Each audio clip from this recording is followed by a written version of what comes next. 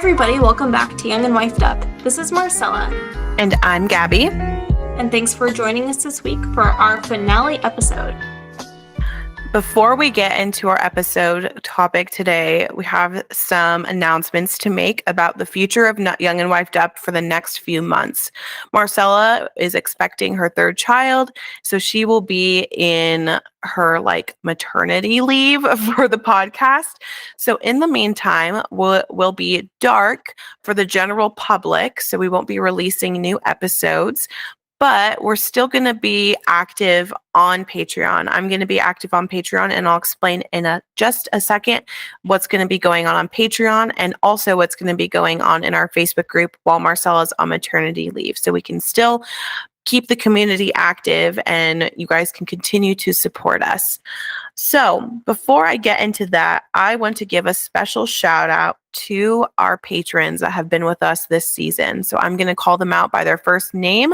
Thank you guys in advance so much for all of your support. And if you would like to be on this list of supporters, you can head to patreon.com/youngandwifedup and you can be a financial supporter for the podcast. We have currently 1, 2, 3, 4, 5, 6. We have 8 active Patreon supporters, and all of them mean so much to us. They support us on different levels. We have 2 besties, 1 sister, and we have 7 queens, I think. 6 queens, 7? maybe I'm not counting very well. I'm looking 1, 2, 3, 4, 5, 6. Okay, we have 6 queens. So sorry, forgive me. So I'm going to call them out by name right now. So we have Tristan, who is a queen, David and Mary, who are queens. David is married to Mary. They're a package deal. Megan, who is a bestie, Denise, who is a queen, Lynn, who is a queen, Kaya, who is a queen, Jocelyn, who is a bestie, and Katie, who is a sister. So thank you guys so much for your ongoing support. Some of our supporters have been with us since we just started Patreon, and they supported us through our last dark time and then kept supporting us through this season. So thank you all so much from the bottom of our hearts for your support for our podcast and for supporting Christian media and media that is geared toward homemakers and wives and mothers. And we pray that we can continue doing this for a long time and sharing our lives with you guys and sharing our experiences with you guys and being peer support with you guys. So I just wanted to make sure that we gave special shout out to those people. But I also want to extend my thanks to all of the listeners of Young and Wifed Up, those that have been with us since season 1, which is so crazy. Our next season will be season 6. I just can't believe it. We've been doing this for 5 seasons, and we're just so blessed that we've had this opportunity to share our lives with you guys.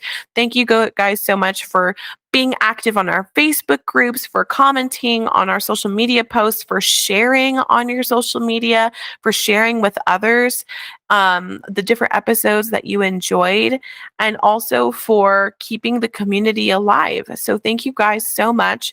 If you guys want to continue interacting with our content on Patreon, we're going to keep Patreon up and active. I'm going to be managing it for the next few months while Marcella's adjusting and enjoying her new baby with her family. So this is what it's going to be looking like. We're still going to be doing 2 bonus episodes a month for the sister and queen tier, and I will be taking care of those. There's also still going to be the exclusive merch for the sisters and queens once you've accumulated enough credits towards that. There's still going to be a monthly video chat. All of the backlog is still going to be up. I'm going to be making more printables and more exclusive content. But one thing that's going to be new is in lieu of an episode each week, I'm going to be making blog articles that would be essentially what I would do in an episode is just going to be in a blog format. And that's going to be specifically for Patreon supporters. So in order for you to access those blog posts with all the information on the topic that I'm going to be talking about, you have to be a supporter at any level with our Patreon. So if you want to continue to be a part of the Young and Wifed Up community, and that way, that's a great way to do it. You can still get content from us. And Marcella will also still be getting royalties from her work, even though she's not going to be actively making new content. If you want to interact on our Facebook group and you can't afford to be a Patreon supporter, you can still support the Young and Wifed Up community by interacting on our Facebook group, Young and Wifed Up.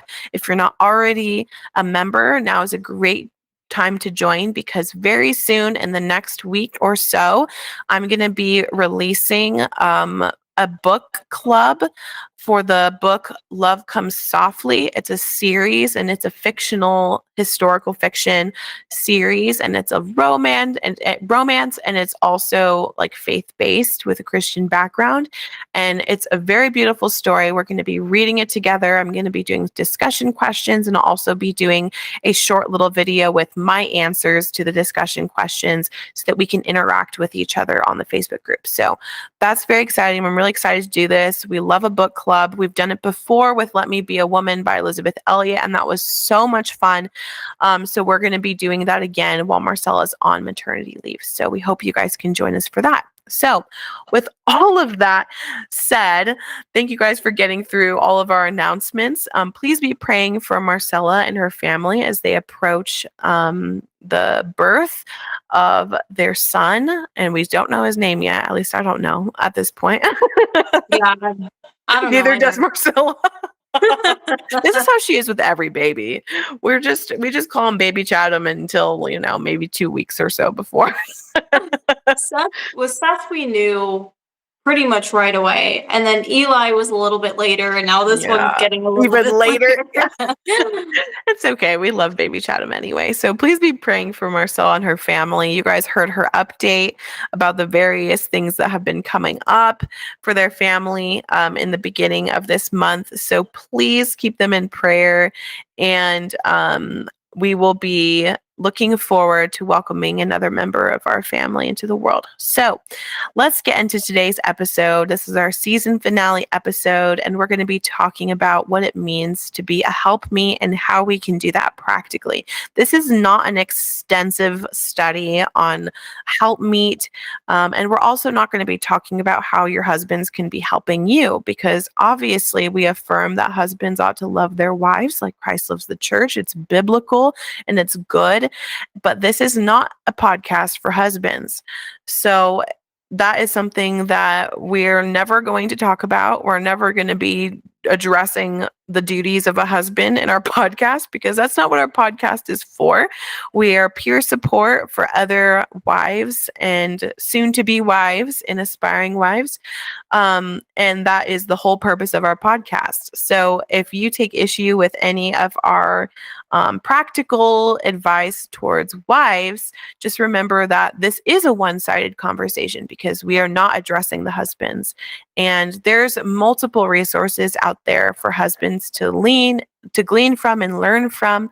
One thing that I've been really appreciating is my pastor's been doing a Bible study series on the family, and we've plugged one of his lessons in the past about being a busybody and a gossip.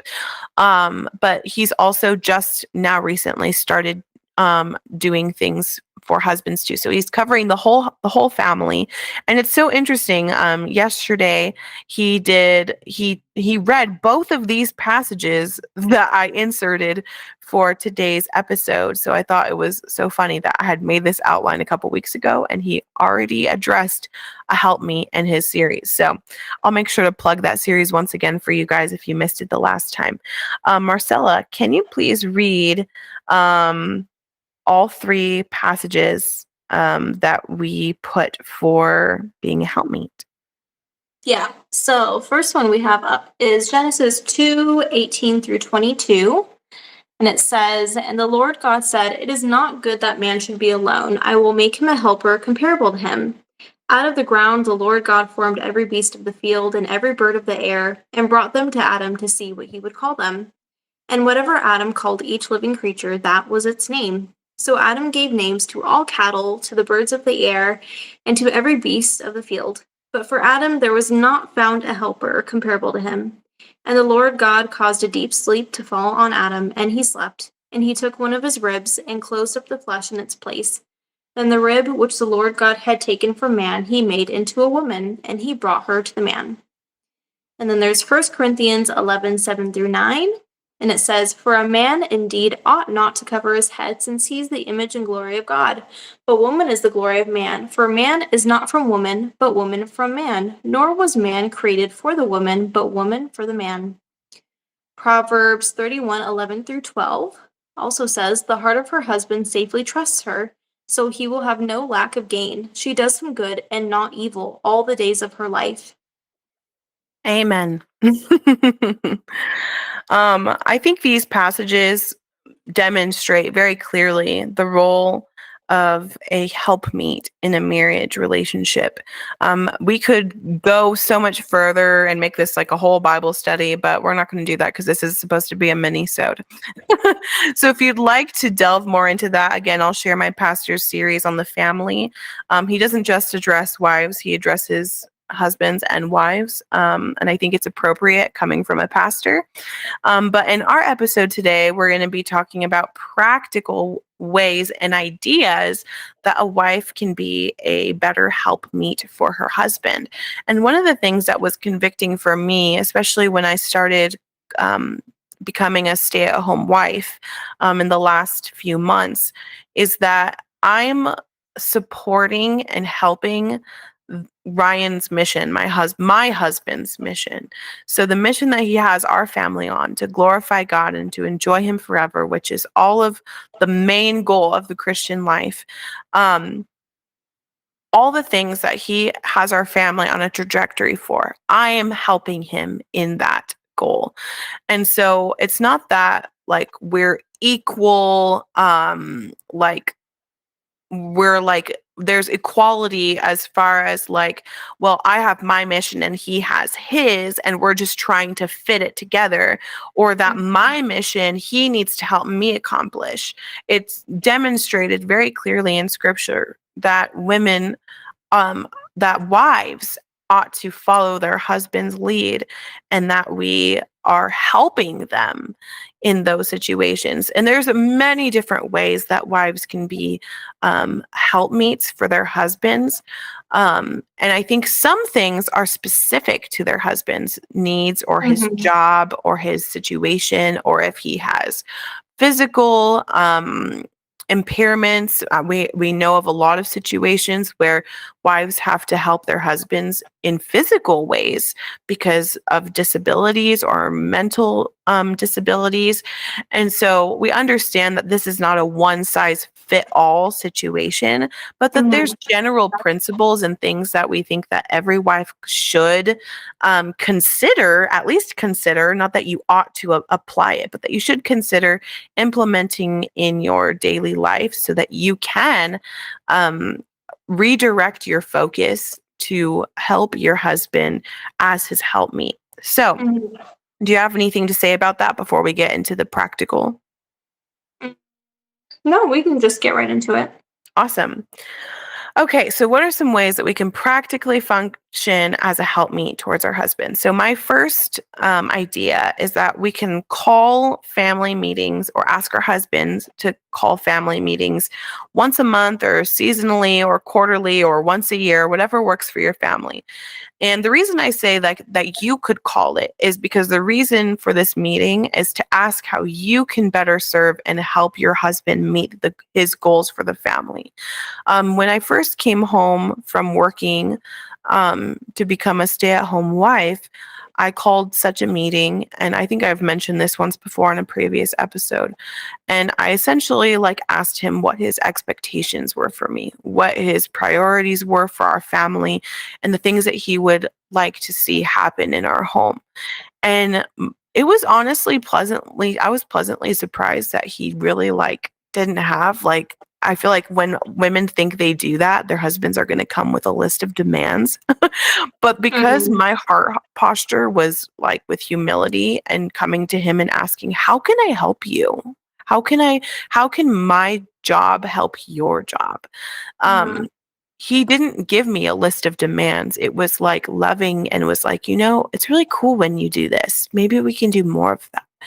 And that really helped me to redirect and refocus my priorities for my day to know this is what's really important to him. And as long as I get these things done in our day, then the other things are kind of optional or they're Mhm. secondary or they're not as big as a priority. So that's my first advice. And the reason I say that you like call a monthly or seasonally or annual is because sometimes the seasons in life change. Like you add another child to your family, or maybe you are now living in a different state, or you're living in a bigger house or a smaller house, or your finances have increased or they've decreased and you have to make adjustments. And so priorities change, your husband's priorities change, his goals, like his smaller goals might change for your family, even though the end goal is the same. And you guys can be on the same page if you have regular communication where you're talking about your finances, you're talking about your roles in the household, and you're talking about what your guys' goals are as a family. You have anything you want to add to that? Um, n- no, I don't think so. Cool. Go ahead and let us know what you think. So some of the ideas that I have are kind of, I guess, a little bit more abstract. Like Um, communication. yeah, and the reason why I put these is because you definitely need a mixture of both, like physical or practical things that you're helping him with, um, that can kind of lighten his load a little bit, or things that he's communicated to you are priorities. Um, where that ends up not being enough is if you're doing all of those things, but then you're like being bitter and disrespectful and you have a bad attitude. But if you're just like, well, he asked me to make dinner every night and that's what I'm doing, but you're like being a nag or complaining and whining and not being an adult. Yeah. Or, just, you don't handle conflict well, like all these things, it can put an extra burden on him that he doesn't need. So one of my first tips is to be direct. And I think this is a lot more difficult for women to do than for men. We tend to be more of like beating around the bush Dropping hints. creatures. Yes, dropping hints, and it's so annoying seeing now, like, a lot of women who are saying, like, well, if he wanted to, he would. Ew, I hate that. And I hate that attitude. and that it's like he just has to be able to read my mind and know exactly how I'm thinking and feeling. And if he doesn't, then that's all his fault, and he just needs to pay attention more. When it's like we need to face reality that men do not think like women do. And Hmm. the sooner you come to terms with that, it's going to make your life so much easier. Yeah. And So thank God. yeah, yeah, yeah. Thank God So we don't think the same. yeah, so being direct, I mean, it just doesn't help anyone to like be playing mind games with your husband. Like if you need something from him, you need to ask for it. And things like also like taking care of something yourself that maybe you're tempted to pawn off on him due to laziness. That if there's something around the home or whatever that you're just like, "Oh, well, he can do this because I just don't really feel like doing this." And then he has a massive honeydew list where Mm, really it's things that you probably could have been taking care of yourself, when he has other things that need to get done, if that's with his vocation or whatever it may be. Just, you need to be honest and see if those are things you can do yourself instead. And then, as far as like the communication side as well, like if you genuinely don't know what you need and you're feeling like overwhelmed or frazzled, but you don't really know specifically, like sometimes like we feel off and we know we're stressed, but it's like there are so many different aspects to it that we just can't really pinpoint what is it really that's setting us off, or like kind of making us feel a little bit crazy, I don't know is a perfectly reasonable answer. So if he's like, "What do you need? Like, what can I do for you?" And you just don't know at the moment, you can just say, "Honestly, honey, like, I'm really grateful that you're wanting to help me out, but I genuinely do not know what I need right now. And maybe I just Mhm. like need a little bit of space. I need to like take some deep breaths in another room or something."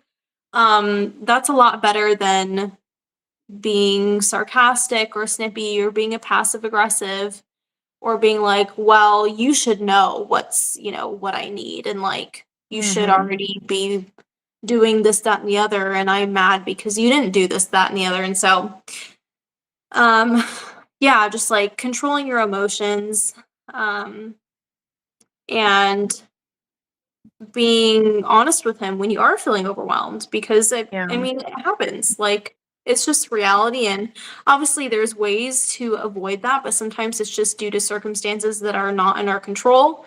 And it just kind of feels like there's a lot on your plate all at once. And, you're trying to get dinner on the table and the kids are screaming at each other. And then, the dog had an accident all over the floor. And like now your baby's playing in it. And it's like there could be a million things happening at once. And so just being like, can you, just help me with something? Like, can you look around? Like, I don't know right now. I don't know a specific task or something like that. Like, Yeah. if you can just jump in wherever you see, like, that would just be super helpful. And again, not being passive aggressive about it, not being snarky with him, like attitude just plays such a huge role in how you Yeah. guys are going to work together as a team to kind of combat overwhelm and things like that. And that really helps with day-to-day Yeah. stuff. Kind of like helping him help you, Yeah. kind of in a sense. Because I know, like, with a lot of husbands, like, the good intentions are there. Like, they don't like you seeing stressed or overwhelmed or frazzled Mhm. by all of this stuff. And sometimes they just genuinely don't know how to help you. And Yeah. so trying to pinpoint that and communicate that and be direct without being, again, snippy about it, um, Mhm. is really going to help the dynamic. So, Yeah, I totally agree. Okay, so the next thing is encouraging your husband in family worship. So, what is family worship? We had an entire episode dedicated to it, so I'm going to plug that right now. It's just titled Family Worship, and we talk about what it is, how we can encourage our husbands in it, and how we can cultivate that in our families and why it's so important. So I'm not going to go into all that because we have a whole episode dedicated to it. I encourage you to listen to. But ways that we can be a help me in this area is by encouraging them to do it and being welcoming to it. Now, this thing is kind of a temptation for me, especially at the end of the day when I'm really tired. I just cleaned up dinner.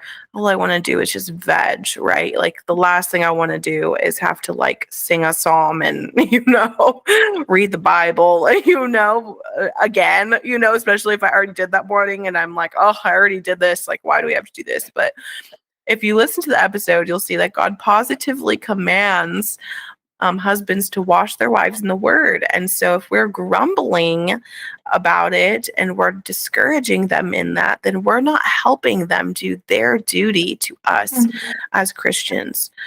So ways that I do this that I would encourage you to, if you notice that, we kind of lost the habit of doing it, just a gentle reminder at the end of the day or after dinner, or just like casually bring it up like, hey, do you want to do family worship? It doesn't have to be this huge like confrontation of like, you haven't read the Bible to me in like 3 months, just like a casual, like building him up and saying like, I'd really like if we did this, Mhm. remember when we were doing it like every night, we should get back to that, shouldn't we? And usually those small little nudges of encouragement are enough for a husband to be like, oh yeah, man, I've been slacking. I've just been so tired, or I was overwhelmed because I had this whole big thing planned for us and it was too much. And maybe we need to reevaluate what we're doing in family worship, that sort of thing. Sometimes you don't even know what's going on in your husband's husband's brain and what's happening. Mhm. Maybe he's just genuinely forgot because he's tired and he has the weight of the world on his shoulders during the day at work. Then he comes home and he just wants to rest, So I still think family worship is extremely important. And I think that wives can help their husbands and encourage their husbands more by being welcoming towards it, and even like just gently reminding and encouraging them. And if you don't know what this is, or if you have an unbelieving husband, we dedicate an entire episode to this. So please go and check that out so that you can listen to more about it. Okay, my next one is kind of another communication tip. And I kind of touched on this a little bit earlier, which is just not being snippy with him over things that are genuinely out of his control. And there may be some things that like need to be brought up and discussed.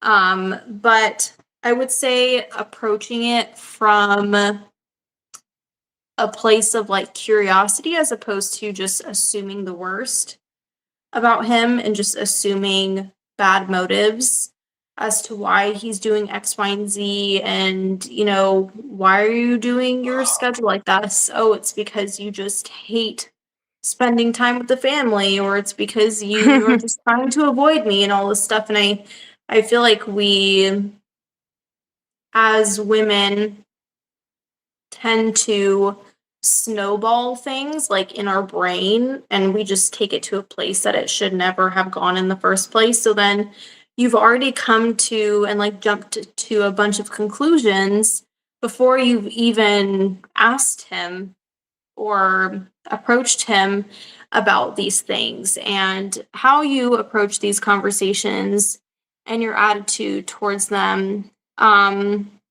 can mean a lot to him if you're coming at it in a place of respect for him, and that you respect the things that he needs to do and what the tasks are that he's having to do for the home and the family Hmm. and those things, and that the world does not revolve around you.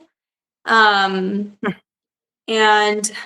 being able to bring up those things with him um, with some humility, and again like in a coming from a place of curiosity of like I want to know, you know this has been kind of difficult for me to deal with, this circumstance, and I don't know if this is something that's out of your control, but I just want to know like if there's something that I can be doing to help you, Hmm. something we can be doing to help each other and things like that. I think that as opposed to just coming at it like with accusations and already assuming the worst, it's just like it's definitely not the way to communicate. And this can help with even just small things so that they don't end up blowing up into something. And it's like, well, it started off with this particular topic and then it just kind of snowballed into like a whole other thing, and that it just ended up surmounting to, well, you don't love me enough and that's why you do this and this, Yeah. and you just end up saying just really silly, immature, and stupid things that you're just going to regret later on. And I think we can all say at one point in all of our marriages that we have done this. Yes. Guilty. And then you feel so silly, and looking back on those conversations and you're like, man, did that really like did that really need to happen, or did that really need to come out of my mouth? Like that was Hmm. probably very unnecessary and extremely disrespectful. And again, it's just like overburdening him with all of this emotional turmoil that you just can't seem to control on your own. Yeah. And it's like he's having to deal with, his wife throwing a tantrum. It's just bad. Let's just not do that. Yeah. No, I agree. I agree. And it's very convicting because it's a temptation for all of us to jump to the worst conclusions. Mhm. Okay. My next tip is to ask your husband what meals he would enjoy for breakfast, lunch, or dinner. My husband typically doesn't have a preference, but he does enjoy when I ask him what at least one meal that he would really enjoy for the week. I recently made like a menu binder. If you follow me on Low Waste Homemaker on Instagram, you've already seen it. And he'd been asking me to do it for a while, but I was just putting it off. And, I didn't really know what I wanted it to look like. But now I just have like an easy flip through menu binder, and it literally is just a menu. There's no recipes. It's just like meal ideas for different cuisines. And that actually has been helping me meal plan a lot better. So it worked out for both of us. So now what I do is I hand him the meal binder, the menu binder, and he flips through and he picks, one meal that he'd really, really like to have. And I make sure to put it on the list for the meal plan that week. And so this week he wanted wings and fries. And so that's what we did. And it can be really easy for us. We've talked about this several times on the podcast. It can be really easy for us want to control the meals to a point to where we're not allowing our husbands to have any pleasure because of our ideas of what's health food or whatever fad we're jumping on at the time. And we're all guilty of it, including me. I've put my husband through so much over the years of we're not doing this anymore. And we take out an entire food group, and he's like, wait, what? And thankfully I've turned a corner and he's very happy with how we're eating now because my ideas of what's healthy have changed a whole lot in the past 6 months. But what I've always done, since, I was struggling with what I should eat for my different health conditions is no matter what, if he really enjoys something, I'm going to find a way to make it in a way that I feel comfortable with making it. So if you still you're uncomfortable with cooking a certain thing or using a certain thing, you can find alternative ways to make just about anything. So today, normally I wouldn't be on board with getting a greasy meal of fries and, wings, but I went to the store, I got pasture-raised chicken wings, I got Primal Kitchen, buffalo sauce with ingredients that I like.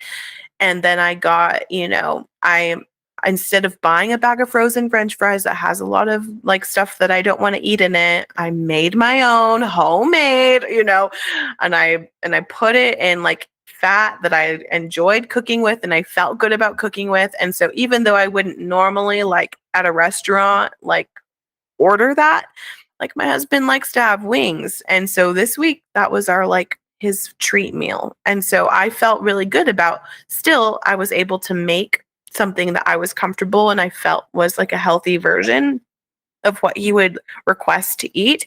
And he loved it and he enjoyed it, And so I just think taking that extra time to consider, especially if your husband is working full time and sometimes their highlight of their day is having a home cooked meal from their wife that loves them. And so I really try to take that into consideration when I'm making my meal plan. I'm not just looking for my interests and my tastes, but I'm looking for his interests and his tastes and things that he would like too.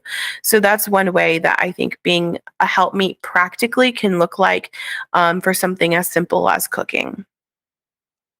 Okay, so my next one would be following through when he asks you to do something. I see a lot of women complain, and I think I'm sure I've found myself kind of falling into this mindset sometimes of, man, I wish he did more to lead us, or he was more vocal about this, that, and the other, and that I wish he had more of an opinion about this, or that I don't know, that he would want to have more of a say of this area in our home, or about this area in our life, or wanting to have wanting him to make a decision for certain things. But then they want that, and then when their husband does ask them to do something, they don't actually follow through and do it because it's not their idea of well, I wouldn't have made that decision, or I wouldn't have gone down that route or something, or I wouldn't have requested that. So it's not really that big of a deal or whatever. Even those small requests that he may make, like if Jed asks me to, try to prioritize something in my day, it goes as far up the top of my list as I can possibly get it. Mhm. And sometimes there are more like urgent and pressing matters, and he's a very understanding man, and I'm very blessed by that. That sometimes it doesn't end up getting done for a legitimate reason. That there were other things that were a little bit more pressing and important at that time, but whatever I can do to make those things happen, it will encourage him to be a little bit more vocal and forthright about how he wants to lead his home and Mm. his family, and giving him the space to do that, but then also showing him I respect you enough and I respect your leadership that if you do ask something of me, I'm going to take it seriously. And Yeah. it's not just going to be like, oh, it's only I'm only basing my days or weekly routines off of all of my preferences of activities that I want to do and what I think is good and helpful for the kids. And because you're out of the house, you don't really know what's going on, so you don't really need to have a say because Mhm. I'm the one that knows X, Y, and Z and all this stuff, and then never considering what he might want. And sometimes it's like something I'm trying to think of an example. Like there was one time before it like started getting super hot in the daytime is he told me like, "Oh, I want you to go and take the boys to a park near our house," because he could see that they were needing some more outside time and that, they needed to get more energy out. Like they weren't napping very well. They weren't, they were kind of up during the night. So he was like, I tomorrow I want you to go and take them to the park. And I prioritized my day around his request the next Mhm. day to make sure that I got the boys to the park. And sometimes it's like, oh, this is an inconvenience for me. It's going to Yeah. require more effort and work on my part. But then it's like, I took them and I respected his request and I did as he asked, and they slept a lot better that Yeah. evening. So it's like we can't just like automatically discredit opinions or requests that he may have on what's going on at home when he's not there or Mm. things he may need you to do just because you're assuming again it's a pride issue. You're assuming you know way more about it and what right does he have to make a request about something he's rarely involved in, but he does have a Right. right because he's the head of your home.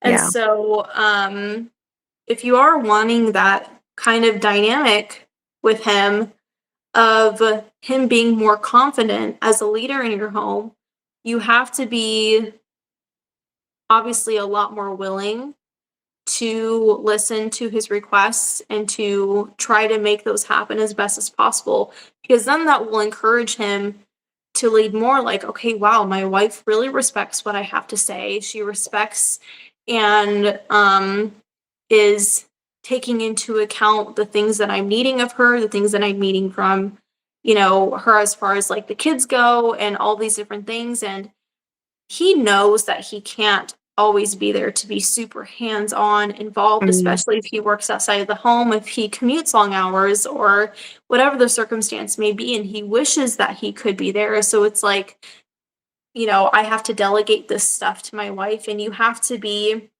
diligent enough to follow through on those things that he's asking you to do and not puffing yourself up and being like, well, he doesn't really know because he's not really home. And so he just like doesn't really have any right to make requests about this. And because he doesn't know Yeah. what my daily routine looks like. And doesn't he know all the other stuff I have to do and da da da. He doesn't need to know all the other million things that you have to do. The priority is, what did he ask you, and try to make that happen without Mm. complaining, and letting a bunch of other things, unnecessary things, get in the way. So, Yeah, I think this next point is kind of along the same lines, and I'd like you to, if you can, if you don't have anything else, I'd like you to flesh my last point out a little bit more regarding children. mhm, My last point is, instead of thinking of all the ways your husband can help you when he's off work, think about how you can make him more comfortable and cultivate a restful environment after a hard day's work. Now, this is might be the most controversial thing on this list because it can be, I think a lot of it is just like, flat out worldliness. What people are putting out online about what's fair and what's mhm, equal in the household. In my case, I don't have children, so I'd like Marcella to speak to that issue. But in my case, especially with my health issues and, taking care of the duties of the home, it's really tempting for me to be like, okay, here's your honey-do list, essentially. The second you get off work, I'd like you to help me with these things that I can't do myself. And I can see, especially after he's like Ryan doesn't have a physically demanding job. He has a mentally demanding job. They're both hard in different ways because, Jed, Marcella's husband, has a more physically demanding job. And so it's like, it's different. Like there's mhm, different kinds of hard. Each husband in their different capacities, they need downtime after work. Just like, we get overwhelmed and we need breaks in our day. Sometimes the break in the day is the kids are taking a nap, or, our break is when we go to bed. Or if you don't have children, you have to consciously make more breaks in your day. But our husbands, like when they get home, like their home should be their refuge. It's the place that they can rest and trust in their wife.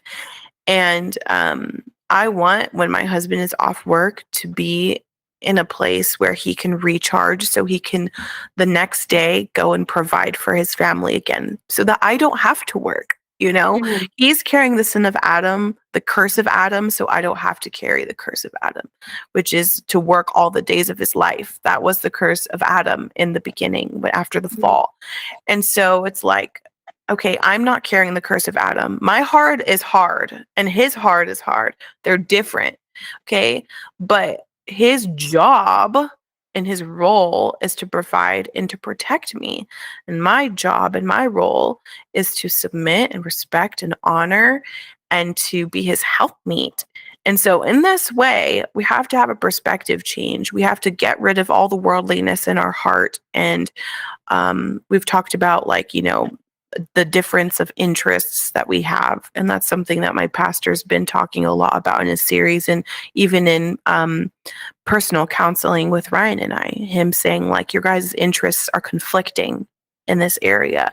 mhm, You guys need to consider one another. And so in that same vein, I would ask you to consider, if you're listening to this episode and you hear my heart, that this is something that's hard for me too, that when your husband is off work, just like when mine is, are we immediately like ready for him to take over and to take care of all the things that, we want him to take care of in the house? Or are we offering him a refuge? That one verse, the heart of her husband safely trusts her. So he will have no lack of gain. She does him good and not evil all the days of his life. And I think that can apply to a lot of things. But I think specifically in this situation, when we're talking about helpmeets, um, we're, we're, when we are doing our job as a wife and we're taking the focus off him and putting the focus on us and doing what we can do to the glory of God, it does so much to the heart of a husband. I've seen it in my own marriage. I've seen it in other marriages. it makes them, like Marcel was talking about, it encourages them as a leader and as a man, as the head of the household. When we're doing our role, it encourages them to do their role better. And I've seen in my own life, in my own marriage, when I'm taking care of my duties and I'm not focusing on what he hasn't done, like he does it. I don't even have to ask. Like it's just like God just like blesses that. He blesses it. And so I don't know. I'd like you to maybe talk more, flesh this out a little bit more, because I know there's a reality when you've had a long day with kids, especially little kids that take all your time and energy, that you just automatically want to be like, okay, the next caretaker is here. I'm going to tag out, tap out. I'm tapping out and you're tapping in and you're taking over. And I'd like you to speak to that issue.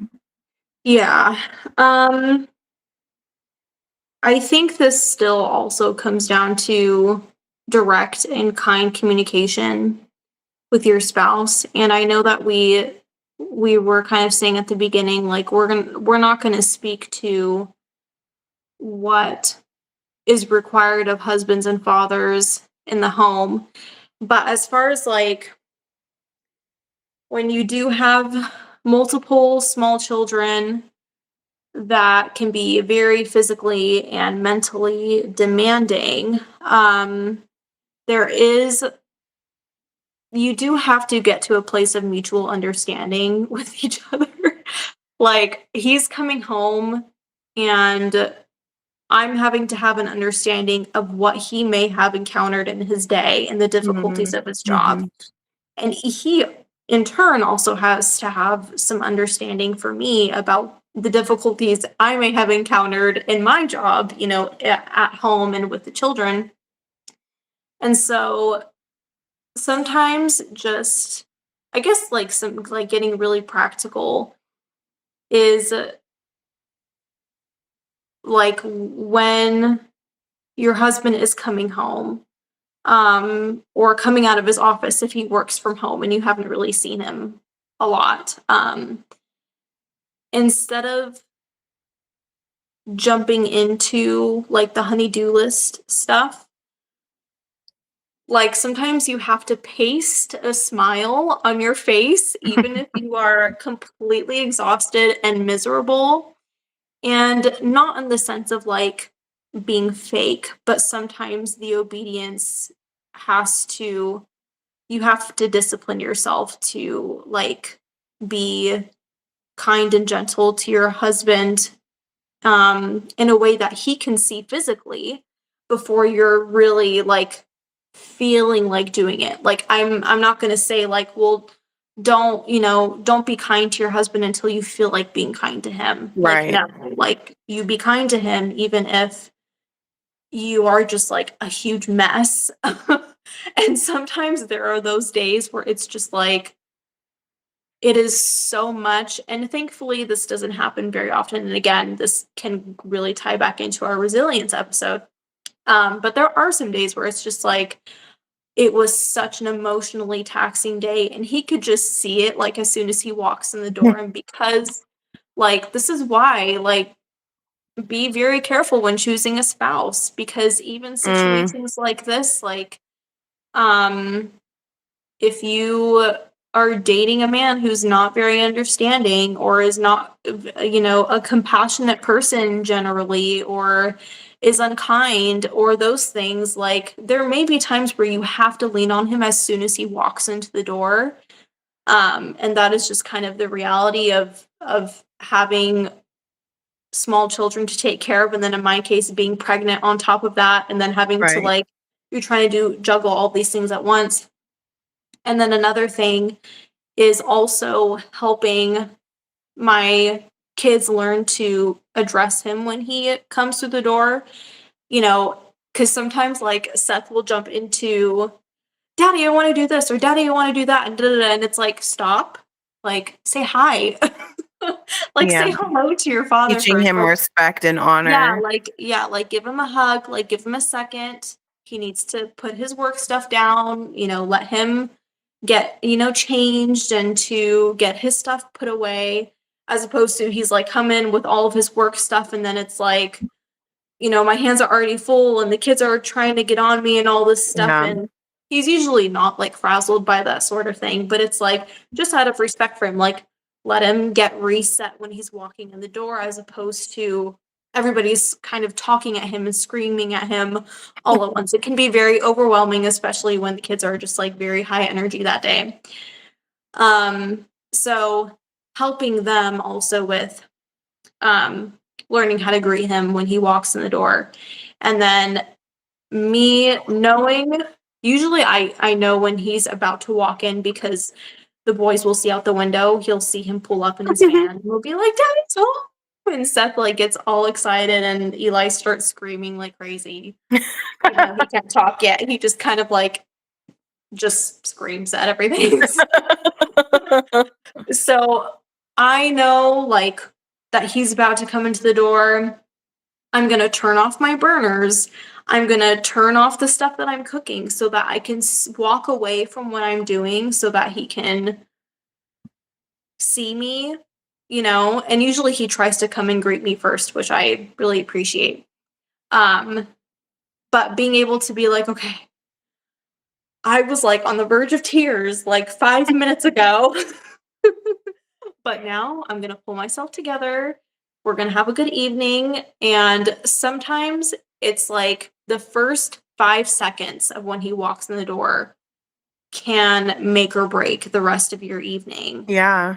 And so thinking about that very small window of time that you're seeing him as he's coming home from work and just being like, how can I be,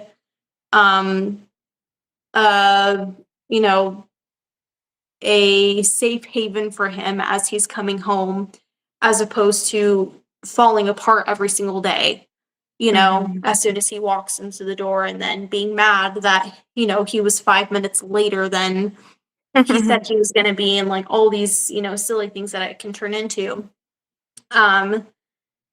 So those are some like more practical things. And there are some very special demands that come along with having small children and like having to do that tag team kind of like tapping out. And again, there is like that mutual understanding that needs to happen, which really does help the house run really smoothly, especially when things are really crazy in the evening. There's like these sort of like witching hours in the afternoon. Yeah.